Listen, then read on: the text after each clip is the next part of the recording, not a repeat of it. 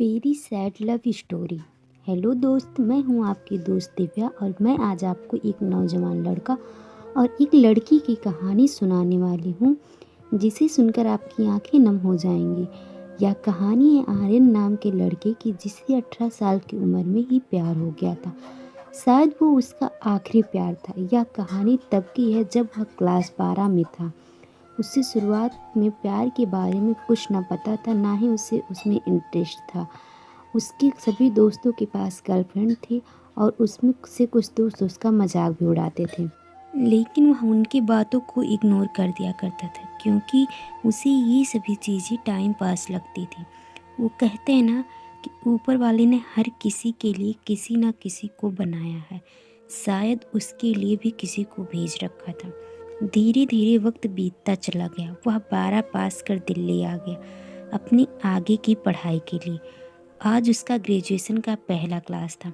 वह बहुत खुश था अपने क्लास को लेकर क्योंकि वहाँ पे नई नई चीज़ें सीखने को मिलेगा।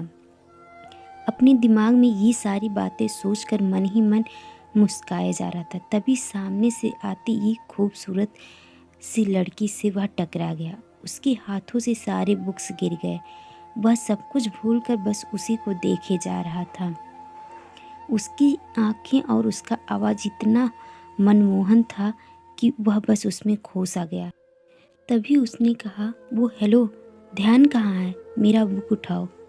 उसने कहा सॉरी। उसके बाद वो क्लास में चली गई। उस वक्त पहली बार दिल में कुछ कुछ सा फील होने लगा उस अजनबी लड़की के लिए। उसने अपनी क्लास में पूरा दिन उसके बारे में ही सोचता रहा।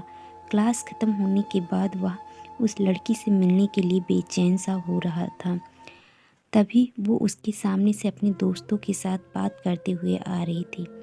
फिर वो उससे बात करने का सोचा लेकिन नहीं कर पाया।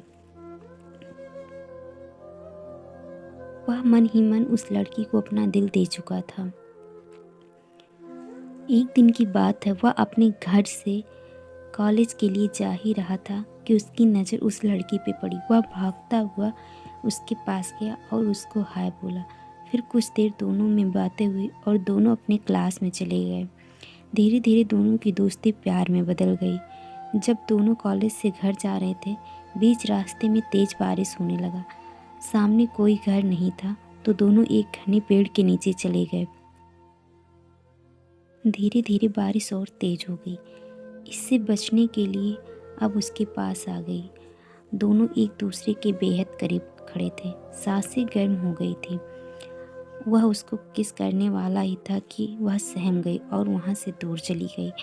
दोनों के रिलेशनशिप को 2 साल हो चुका था। उससे पूछा, क्यों ना हम लोग अगले साल शादी कर लें। वह बोली, अपने घर पर तुम्हारे बारे में बताऊंगी। लड़का खुशी खुशी अपने घर चला जाता है।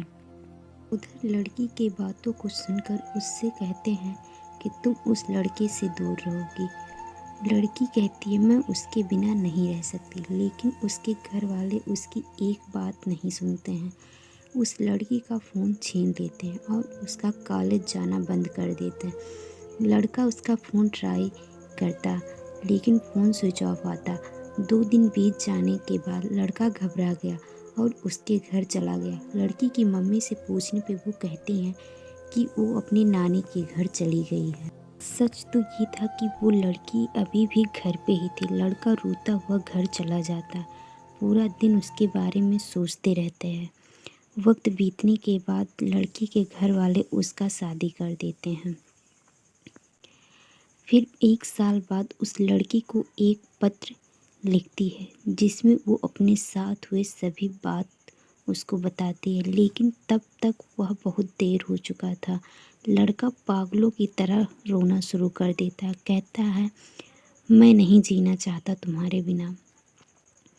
इतना कहते ही वह वहीं गिर जाता है।